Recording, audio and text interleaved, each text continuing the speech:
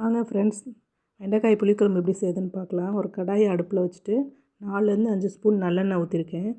நல்லெண்ணெய் இந்த குழம்புக்கு ஊற்றுங்க, அப்போ தான் நல்லா டேஸ்ட்டாக இருக்கும். இப்போ தேவையானது என்னென்னு பார்க்கலாம். 20லேருந்து 30 சின்ன வெங்காயம், 10 பல் பூண்டு, கொஞ்சம் கருவேப்பிலை, வெண்டைக்காய் இந்த சைஸில் கட் பண்ணிவிட்டு ஒரு ஸ்பூன் ஆயில் விட்டு சட்டியில் வணக்கி தனியாக எடுத்து வச்சுருக்கேன். இப்போது 2 பெரிய தக்காளி மிக்சியில் அடித்து இந்த மாதிரி தனியாக எடுத்து வச்சுருக்கேன்.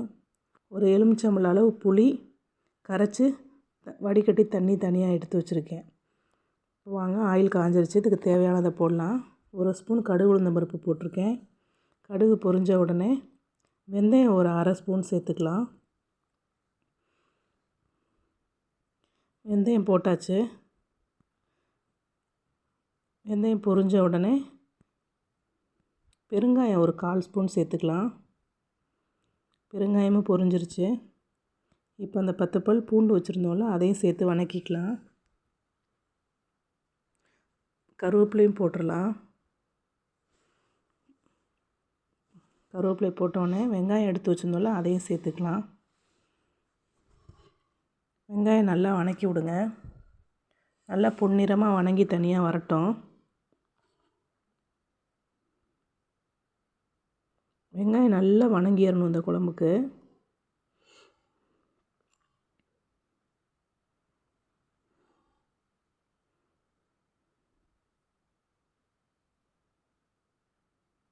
இந்த அளவுக்கு தக்காளி அடித்து வச்சுருந்தோம்ல, அந்த தக்காளியை மிக்ஸ் பண்ணிவிட்டு ஒரு அரை ஸ்பூன் மஞ்சத்தூள், 2 ஸ்பூன் கல்லுப்பு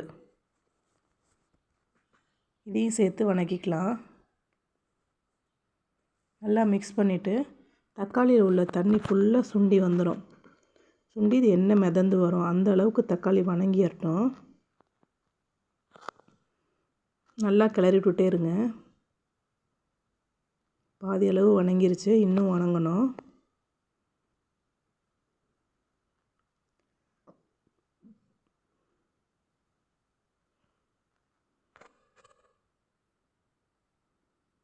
நல்லா கிளறி விட்டுட்டே இருந்தீங்கன்னா நல்லா வணங்கி வந்துடும். அடுப்பை சிம்லேயே வச்சுக்கோங்க. இப்போ இந்த அளவுக்கு வணங்கி நல்லா எண்ணெய் பிரிஞ்சு வந்துருச்சுங்களா. இப்போ இந்த ஸ்டேஜில்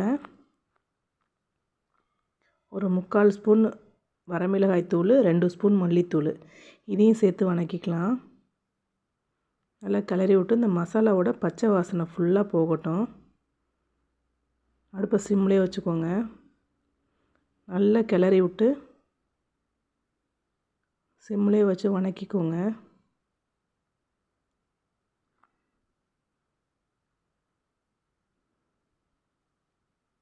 நல்லா இந்த அளவுக்கு வணங்கி வந்துருச்சு.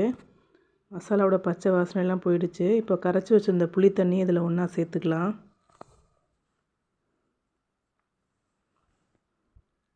புளி தண்ணியை சேர்த்துட்டு நல்லா மிக்ஸ் பண்ணிவிட்டு நல்லா ஃபுல்லாக எல்லாமே கோட்டிங் ஆகிற மாதிரி மிக்ஸ் பண்ணிடுங்க.